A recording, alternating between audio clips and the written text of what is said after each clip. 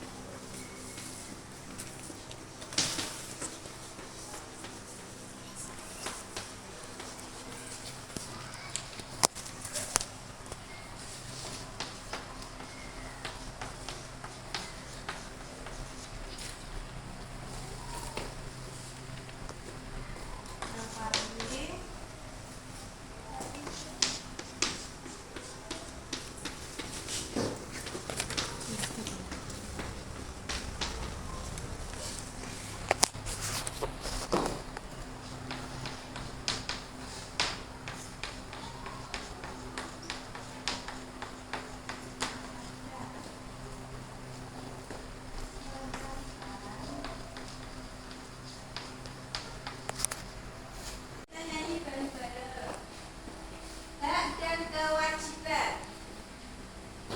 Apakah itu hak dan kewajiban? Apakah itu hak dan kewajiban? Satu, dua, tiga. Itu hak dan kewajiban. Apakah itu hak dan kewajiban? Hak itu sesuatu yang kita dapatkan, sedangkan kewajiban yang kita lakukan. Apakah contoh-contohnya dari hak? Contoh hak adalah mendapatkan perlindungan serta mendapat penilaian dari guru. Apakah contoh dari kewajiban? Apakah contoh dari kewajiban?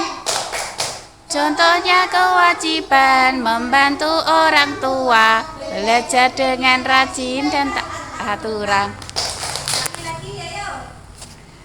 Apakah itu hak dan kewajiban?